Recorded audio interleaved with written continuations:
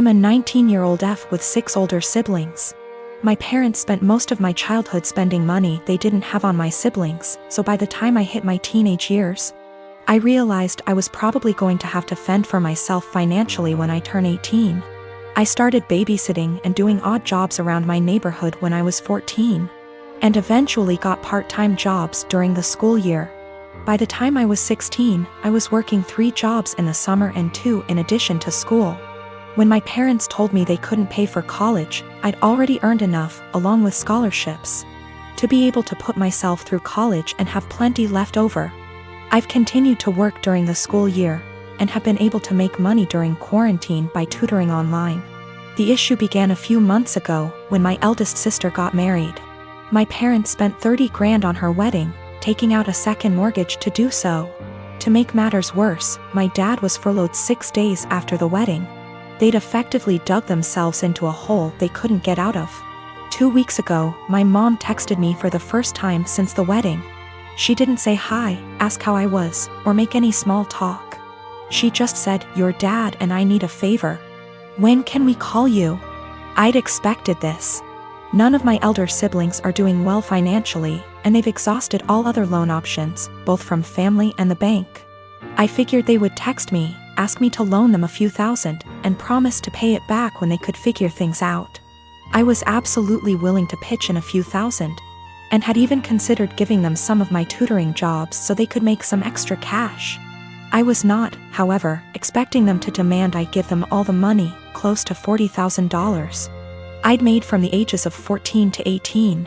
The exact statement my mom had made was, "You made that money under our roof. We were the ones who allowed you to work, so you only have it because of us anyway. We bought you food and clothes for 18 years. That money is only a fraction of what you owe us," and so on. I said that food, clothes, and shelter were the very minimum. It's what they signed up for when they chose to become parents. I didn't ask for any of it, etc. They responded by telling me that if it wasn't for them, I wouldn't have the life I have today. I said they were being ridiculous, and hung up. Since that day, both, along with 2 of my siblings, have continuously hounded me about giving them what is rightfully theirs. My siblings, who have never been asked to give them money, are still professing that it's my job as their kid to take care of them. I told them they wouldn't see a cent of my hard-earned money, and have no right to make such a request. I'm torn. I feel awful for refusing to help them out, but on the other hand, this was their fault. I feel I shouldn't be responsible for fixing their mess. My name is Mary, and I'm expecting my first baby with my husband. This is the first grandchild in the family, in-laws, and they said that if the baby's a boy then we'll give him my father-in-law's name. He's dead due to cancer. I had no problem with that. This happened before we found out the gender of the baby. My husband and his family had me do things like attend prayers and do other rituals before the reveal at the doctor's. I didn't like that but went with it to keep the peace. DR appointment came, and it turned out to be a girl. My husband cried in the car, then turned his phone off to hide from his family, then finally told them. His mom and the others made their frustration and disappointment clear, which bothered me cause my daughter deserves to be celebrated, but they ghosted me for days, then started coming over and visiting, constantly referring to my daughter as my son, claiming the results were false and basically pretending it's a boy. I had severe fights with them after they refused to stop it. And my husband sided with them despite seeing how wrong and unreasonable what they were doing was. We didn't speak for a while. Sister-in-law called to apologize, then informed me she arranged for a baby shower for me. I was so excited and happy. But when I arrived I saw blue balloons, blue cake with father-in-law's name / decorations around.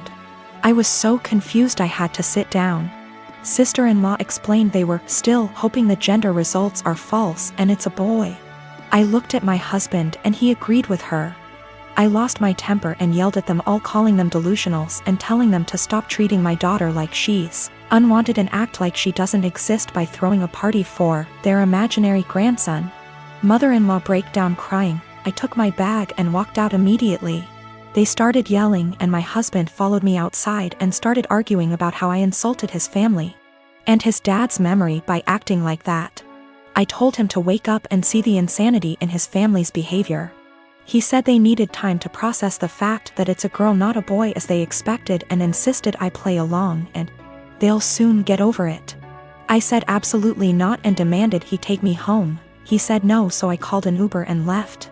He was fuming. He called 15 times, then texted that he won't be coming home till I get my ass over and apologize for ruining everything and accusing them of being mentally unstable.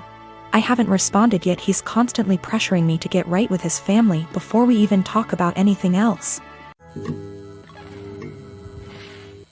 Now both of my kids, 16-year-old son and 9-year-old daughter, and my ex are extremely mad at me because I won't give up my appointed time with them. My son won't even talk to me and my daughter is crying all the time. Me and my ex divorced shortly after my daughter was born. I blame him for it and he blames me. I won't go into detail here. We ended up with a 50/50 custody agreement, switching every other week. While this was 8 years ago, we're still not on good terms.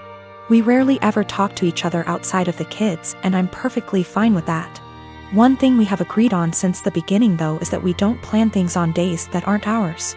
And unless it's extremely important, we don't switch days or weeks. In the 8 years since we've been divorced, I have never asked him to have the kids on a day that isn't mine, and I've never given him one of my days even if he begged. Well, last week my ex contacted me and told me the good news.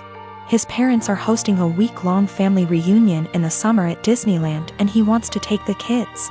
Well, the problem is that it's on one of my weeks. He asked me to let the kids stay with him that week or to switch a week with me, and I shot him down. It's my week with them and I get to spend it with them. I told him if it's so important to him to reschedule, but he claims his parents can't do that and this is the only week that the whole family can go, and he told me that I need to think of them. I told him tough luck and hung up on him. Well, this last Sunday when my ex dropped the kids off with me, my son refused to talk to me at all and my daughter wouldn't even look at me. When I asked my ex what was wrong, he refused to talk to me, only saying ask them in a snarky tone before leaving. When I asked my daughter what was wrong, she burst into tears and said that I was not letting daddy take them to Disneyland. Asking my son, who still refuses to talk to me. It turns out that my ex told them I was not letting them go to Disneyland with him. He's trying to paint me as the bad guy. I sat both of them down last night to talk to them and explain it's my week with them, but they refused to listen to me. My daughter just cried and my son told me I'm only doing this to get back at my ex. I think it's unfair for him to do this when his parents scheduled it during my time with them.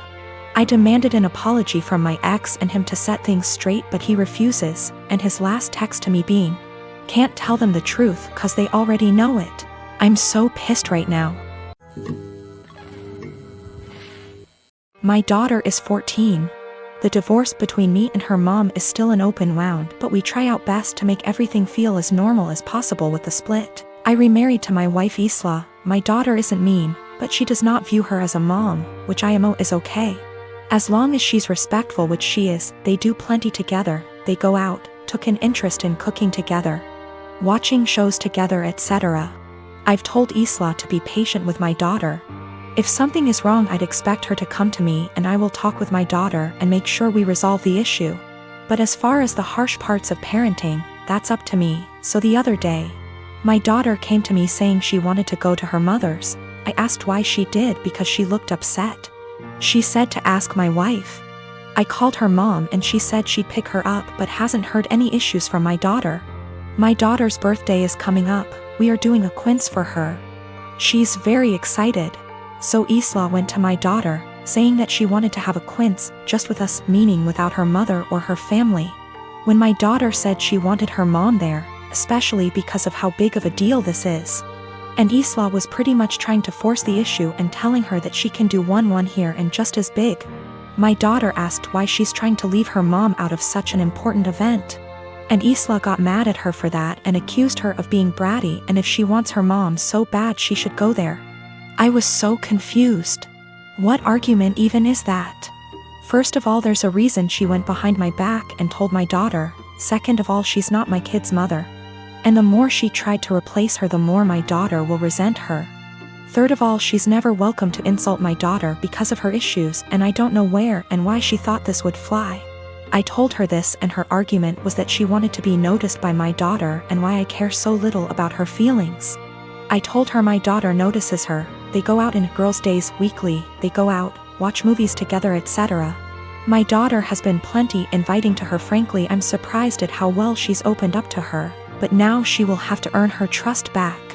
She again asked why I keep taking my daughter's side and not meeting her in the middle. I told her she's wrong here, simple as that. I could have if she didn't do it like this. I told her that if she expects me to turn on my daughter, she's out of her mind, and my daughter comes first in any situation. She started crying and accused me and saying she's in second place, to which I confirmed. I would never want her to put me over a kid. She left and now isn't speaking to me. V asked my daughter if this behavior was consistent. She said that she feels like Isla makes it a point to not talk about her mom, but nothing this extreme.